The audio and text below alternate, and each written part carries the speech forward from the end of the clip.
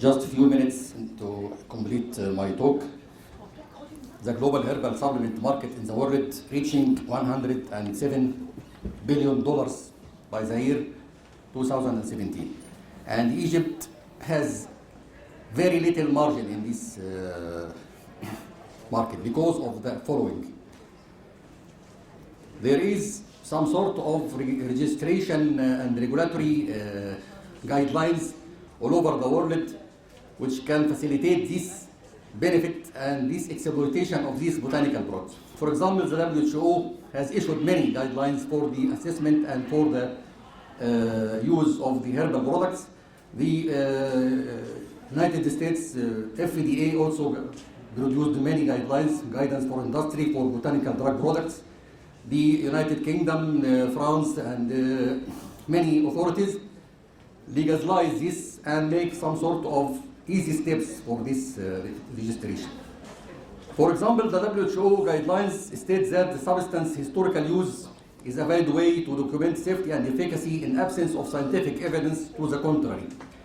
And this is utilized by the European Medicine Agency, the EMEA, by introducing what is called Directive 2024 to the year 2004.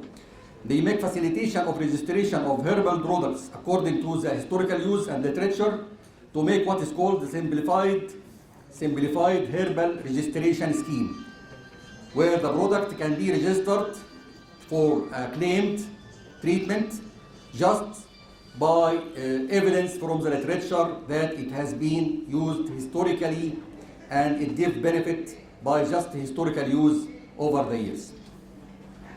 Also, this directive states that whenever there is a use outside the traditional use of the product, you can make the clinical trials more easy.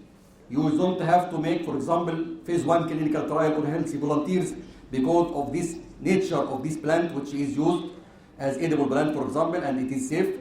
There is no need whatsoever to start phase 1 clinical trial in human. You can jump to just phase 3 or proof of concept studies phase. For the operational guidelines, they stated that there is no need to make fractionation of the herbal product down to its simple ingredients, and you can treat the whole herb as one active product and as one active substance. There is no need to go down by fractionation in order to prove the benefit of each substance and to do the pharmacokinetics and bioavailability for each product.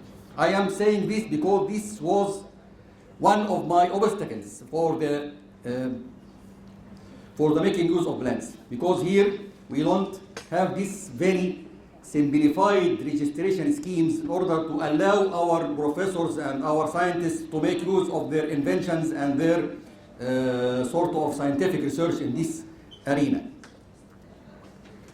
Just because of time, I say that this comprises of many guidelines and many guidance for the regulations. For example, the European Union Directives 24 for the year 2004, the United States FDA 21 Code of Federal Regulations, 19 volumes indicating the GRAS status for the products which can be used safely, generally recognized as safe. There is another regulation by the Dietary Supplement Health Education Act. There is also herbal drug monograph scheme where there is some herbs included in the pharmacopoeia. You can take these uses and benefits from the pharmacopoeia and you can register it without any research or without any further doing clinical trials or so. What about the situation of the herbal products? Because of some students, I will just one more minute, I will make some definitions. The nutrient is substance which is in food essential for life, which include macronutrients and the micronutrients. The functional food and medicinal food is any food fresh or processed with health promoting or disease preventing claims, like for example when are using the probiotics by fermenting some sort of yogurt and bacteria, for example. The nutraceutical is our main concern, because nutraceutical is the role of pharmaceutical industry in making use of the herbs and of these botanical products. They are making use of these herbs in the form of pharmaceutical dosage form, capsule or tablet or powder or inhalation or any kind of pharmaceutical dosage form can be utilized. And this is the main bulk of the market, which constitute about more than 50% of the market of herbal use. The herb, of course, is any plant that can be used for medicinal property. Regarding our work, for example, these are some of the products from India and from Chinese which are registered in Europe and in the United States for the treatment of, for example, Sinobret is composed of about 7 herbs, and it is a blend of 5 powdered herbs, and it is used for the treatment of sinusitis and the treatment of allergy. This is second wind also. This is stone used for the treatment of urinary calculi. It is composed of 7 herbal extracts. These are products which are registered in Europe and registered here even. Our work was in Baraka, in black seed oil, Nigella sativa oil, and it proved to be effective as the cyclooxygenase and lipoxygenase enzyme inhibitor, and also it inhibits the histamine release. The effect of Nigella sativa also was proved to reduce peripheral blood eosinophils and immunoglobulin G and cytokine profile and inflammatory cells in lung tissue.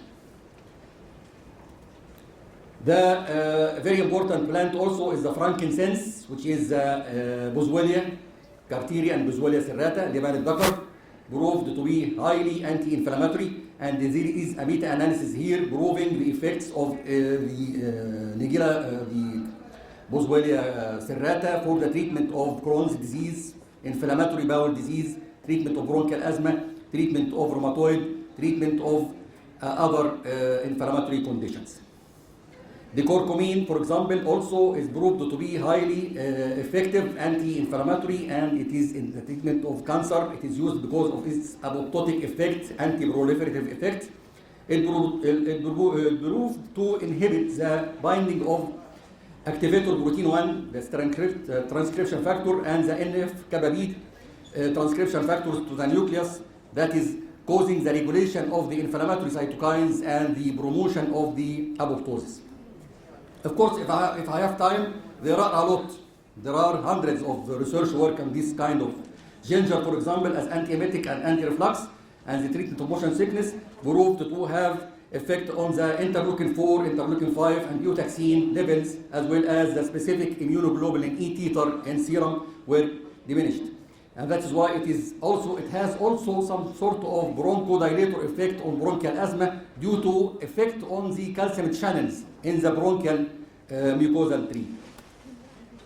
This is our work for the treatment of the insomnia and the sleeping disorder using the lettuce seed oil, the oil from Lactuca sativa, which is a plant in Egypt here coming from the lettuce, Nabat al-Khas. And it proved to be effective in the STI, the state rate inventory, and the sleeping scale disorder. This spirulina is a blue-green algae, also proved to be effective for the treatment of virus infections due to its calcium spirulan and sulfoglycolipids, which can make some sort of inhibition of the binding of the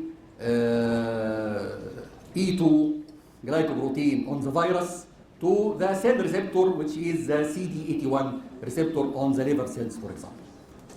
I will finish here because of time, and thank you very much for your attention. Thank you very much.